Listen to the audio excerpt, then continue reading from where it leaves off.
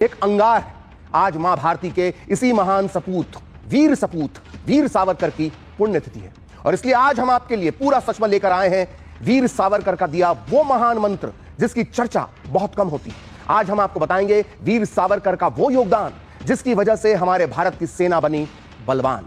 आज आपको पता चलेगा कि सावरकर के एक प्लान से कैसे कमजोर हो गया था पाकिस्तान और कैसे सावरकर की चाल से जिन्ना को मिली थी मात। आज आपको यह पता चलेगा कि भारत के जिस आर्मी पावर को दुनिया सलाम करती है उसके सिक्योरिटी डॉक्ट्रिन के जनक थे वीर सावरकर। तो आइए बिना देर किए पूरा सच में पूरा विस्तार से सुनते हैं महाभारती के इस वीर सपूत की अद्भुत, अकल्पनीय और गौरवशाली दास्तान।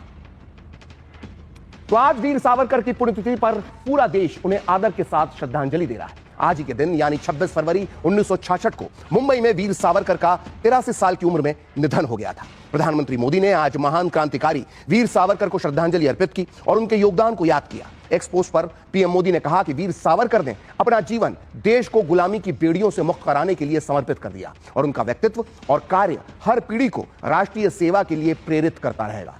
वैसे तो महान क्रांतिकारी वीर सावरकर के बारे में बताने के लिए इतना कुछ है कि हमारे इस कार्यक्रम के आधे घंटे कम पड़ जाएंगे। इसलिए आज हम आपको पूरा सच में वीर सावरकर के उस महान योगदान के बारे में बताएंगे जिससे बहुत कम लोग परिचित हैं। जैसा मिसाल के तौर पर यह बहुत कम लोग जानते हैं कि अगर आज भारत पूरी दुनिया में एक बहुत बड़ी सैनिक ताकत है तो इसके पीछे वीर सावरकर का भी बहुत बड़ा योगदान है। यह कहना बिल्कुल अतिशयोक्ति नहीं होगी कि भारत के सिक्योरिटी डॉक्ट्रिन के जनक कोई और नहीं बल्कि स्वयं वीर सावरकर है। आपको शायद यह नहीं पता होगा कि अगर वीर सावरकर ने हिंदुओं की सेना में भर्ती नहीं कराई होती, हिंदुओं को सेना में नहीं भर्ती करवाया होता तो शायद आजादी के तत्काल बाद ही पाकिस्तान की फौज, पाकिस्तान की सेना भारत के आधे से ज्यादा हिस्से को निगलने का या हड़पने का प्लान बना सकती थी। वीर सावरकर की शान में इतनी बड़ी बड़ी बातें मैं ऐसे ही नहीं कह रहा। आज पूरा सच में मैं आपको तथ्यों, तर्कों और सबूतों के साथ भारतीय सेना के निर्माण में वीर सावरकर के इस महान योगदान के बारे में बताऊंगा। शायद आपको यह पता ही नहीं होगा कि आजादी के 10 साल पहले तक, या यूं कहें कि दूसरे विश्व युद्ध के पहले, वीर सावरकर ने कानपुर में कहा था कि आज ब्रिटिश सरकार की मजबूरी है कि वो आपके हाथों में हथियार और गोला बारूद सौंप रही है। पहले आपको पिस्तौल रखने पर कारावास हो जाता था, लेकिन आज अंग्रेज आपको राइफल, मशीन गन, तोप दे रहे हैं। हिंदू युवाओं को पूर्ण प्रशिक्षित सैनिक और सेना में अधिकारी बनना चाहिए। सावरकर ने आगे कहा कि नौसेना के जहाज और लड़ाकू विमान भी हमारे हाथों में होंगे। आपको कागज से आजादी नहीं मिलेगी, आजादी तब मिलेगी जब आपके कंधे पर राइफल होगी। देश भर के हिंदू संगठनों को सबसे महत्वपूर्ण काम यह करना है कि वो अपनी सारी ऊर्जा और ताकत हिंदुओं को हथियार बंद करने में लगा दें। जो लड़ाई हमारे देश की सीमा तक आज पहुंची है वो हमारे लिए खतरा भी है और मौका भी है। सावरकर ने आगे कहा कि इन दोनों का तकाजा है कि हिंदुओं का सैन्यकरण किया जाए। हर गांव और शहर में हिंदू महासभा युवाओं को थल सेना, वायुसेना और नौसेना में शामिल होने के लिए प्रेरित करे। और अपने इसी ऐलान के साथ वीर सावरकर ने हिंदू महासभा के मंच तले पूरे भारत में हिंदू युवाओं की सेना में भर्ती का जबरदस्त अभियान छेड़ दिया। नतीजा यह हुआ कि बड़ी संख्या में हिंदू सेना में भर्ती होने लगे। वामपंथी इतिहासकार सावरकर के इस कदम की आलोचना करते हुए उन्हें ब्रिटिश सरकार का सहयोगी साबित करने की कोशिश करते हैं, लेकिन हमेशा फेक नैरेटिव सेट करने वाले वामपंथी इतिहासकार यह नहीं बताते कि वीर सावरकर ने ऐसा क्यों किया था। दरअसल दूसरे विश्व युद्ध के पहले तक ब्रिटिश इंडियन आर्मी में मुसलमानों की संख्या बहुत ज्यादा थी। वीर सावरकर जानते थे कि आजादी के बाद भारत चाहे एक रहे या दो हिस्सों में बंट जाए, सेना की यह स्थिति बहुत घातक होगी। वो जानते थे कि अगर पाकिस्तान बन जाएगा तो जाहिर है पाकिस्तान के सैनिकों की संख्या ज्यादा होगी और अगर देश का बंटवारा भी नहीं होता तब भी मुस्लिम सैनिकों की इतनी तादाद मोहम्मद अली जिन्ना को बहुत ज्यादा शक्तिशाली बना देगी और इसका अंजाम गृह युद्ध, सिविल वॉर होगा। अगर आपको लगता है कि भारतीय सेना में मुसलमानों की इतनी बड़ी संख्या से सिर्फ वीर सावरकर परेशान थे तो ऐसा नहीं है। मुस्लिम सैनिकों की इस भारी तादाद से, भारी संख्या से डॉक्टर बाबा साहेब भीमराव अंबेडकर भी चिंतित थे और अपनी इस चिंता को डॉक्टर अंबेडकर ने जाहिर किया है अपनी इस मशहूर पुस्तक पाकिस्तान और पार्टीशन ऑफ द इंडिया, जिसका हिंदी अनुवाद पाकिस्तान अथवा भारत का विभाजन इस वक्त मेरे हाथ में है। और इस किताब के पेज नंबर 104 पर डॉक्टर अंबेडकर जो लिखते हैं उसे जय भीम जय मीम का नारा लगाने वालों को बहुत ध्यान से सुनना चाहिए। डॉक्टर अंबेडकर लिखते हैं कि मुस्लिम सैनिकों की संख्या 50% भी है तो यह बहुत ज्यादा है और यह हिंदुओं के लिए खतरे की घंटी है। हिंदुओं को इस बात की समझ ही नहीं है कि उन्हें सेना से अलग रखे जाने की वजह से अपनी रक्षा करने में वो कितने कमजोर हो गए हैं। सेना में मुसलमानों के अनुपात को कम किया जा सकता है और जो लोग ये काम कर सकते हैं उन्हें यह काम करने देना चाहिए। कि अफगानिस्तान के आक्रमण के समय हिंदू लोग ऐसी सेना पर निर्भर रह सकते हैं?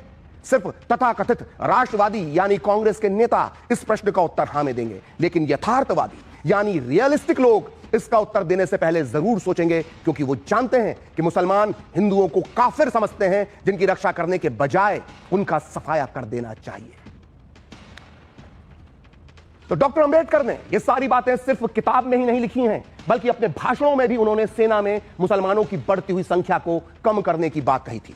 फरवरी 1942 में मुंबई के वागले हॉल में डॉक्टर अंबेडकर ने अपने भाषण में कहा था कि भारतीय सेना में मुसलमानों के दबदबे को कम करना एक समझदारी का काम होगा। दरअसल आज जो लोग बाबा साहेब अंबेडकर और वीर सावरकर को अलग अलग चश्मे से देखने की चाल चलते हैं, उन्हें यह पता होना चाहिए कि कई मुद्दों पर वीर सावरकर और डॉक्टर अंबेडकर के विचार एक जैसे होते थे। जैसे ब्रिटिश सेना में भारतीयों की भर्ती के लिए वीर सावरकर की तरह डॉक्टर अंबेडकर ने भी मुहिम चलाई थी। डॉक्टर अंबेडकर ने ब्रिटिश भारतीय सेना में अपने महार समाज के युवकों की भर्ती के लिए एक बड़ा अभियान चलाया था। उनके इस कदम का वीर सावरकर ने जबरदस्त तरीके से समर्थन किया था। इन दोनों महान नेताओं को के एक जैसे समान विचारों का वर्णन मिलता है एक किताब में, जिसका नाम है डॉक्टर बाबा साहेब अंबेडकर जीवन चरित्र, जिसे लिखा है महान लेखक पद्म भूषण धनंजय कीर ने। और इस किताब को डॉक्टर अंबेडकर पर लिखी सबसे ऑथेंटिक पुस्तक माना जाता है। और डॉक्टर अंबेडकर ने खुद इस किताब का अनुमोदन किया था, यानी डॉक्टर अंबेडकर की सहमति से यह पुस्तक लिखी गई है।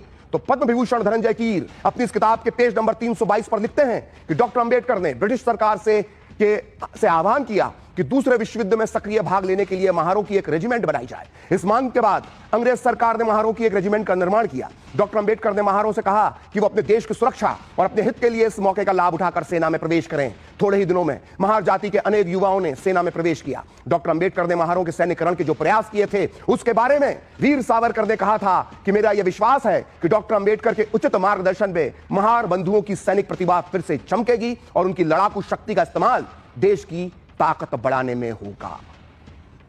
तो सुना आपने, वीर सावरकर और डॉक्टर अंबेडकर दोनों नेता ब्रिटिश आर्मी में भारतीय युवाओं की भर्ती के लिए अभियान चलाए।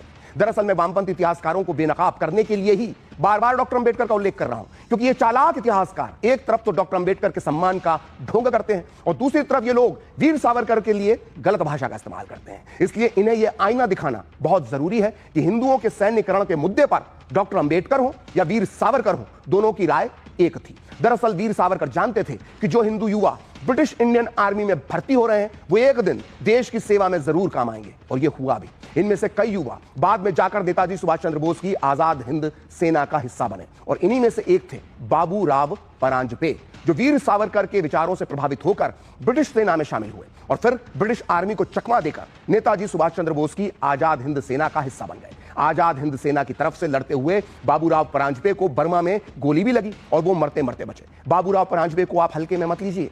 परांजपे आगे जाकर भारत की आजादी के बाद 1957 से 1975 तक पूरे 18 साल तक जबलपुर जैसे बड़े शहर के महापौर यानी मेयर रहे। इसके बाद और सुनिए, वो 1982, 1989, 1996 और 1998 में पूरे 4 बार जबलपुर से सांसद भी बने। सांसद रहने के दौरान बाबूराव परांजपे ने 1 सितंबर 1997 को लोकसभा में जो भाषण दिया था उसे आपको बहुत ध्यान से सुनना चाहिए। उन्होंने अपने भाषण में नेताजी बोस और वीर सावरकर के रिश्तों के बारे में कई राज खोले थे। परांजपे ने लोकसभा में कहा था कि नेताजी सुभाष चंद्र बोस ने भारत से जाने से पहले वीर सावरकर से एक गुप्त मुलाकात की थी। इस मुलाकात के कुछ दिन बाद नेताजी बोस अफगानिस्तान होते हुए जर्मनी पहुंच गए। इसी दौरान वीर सावरकर ने नारा दिया, भारतीयों सेना में जाओ, कलम छोड़ो, बंदूक उठाओ। इस नारे से साफ था कि वीर सावरकर जानते थे कि आजादी अहिंसा से नहीं मिलेगी। अगर अंग्रेजों को भारत से भगाना है तो युवाओं को बंदूक उठानी होगी। सावरकर का उद्देश्य था कि जैसे भी मौका मिले भारतीय युवा बंदूक चलाना सीख लें और सही वक्त आने पर इस बंदूक का रुख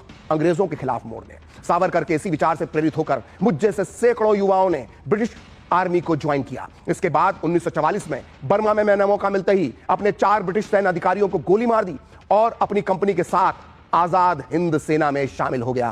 तो ये लिखा था बाबूराव परांजपे ने।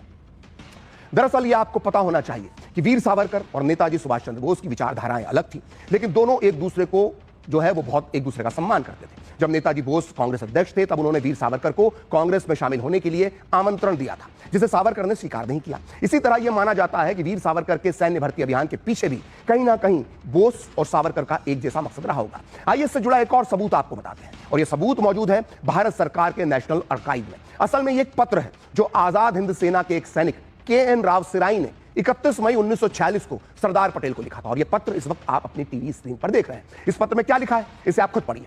इस पत्र में लिखा हुआ है कि आज भी कुछ सैनिक ऐसे हैं जो दिल से आजाद हिंद सेना में विश्वास रखते हैं और नेताजी बोस को अपना भगवान मानते हैं। ऐसे लोगों को बस एक आदेश का इंतजार है। ये वो सैनिक हैं जो 1942 में बैरिस्टर सावरकर की सलाह पर ब्रिटिश सेना में शामिल हुए थे। तो क्या आप जानते हैं कि वीर सावरकर के इस सैन्य भर्ती अभियान से सबसे ज्यादा कौन परेशान हो रहा था? उस व्यक्ति का नाम था मोहम्मद अली जिन्ना।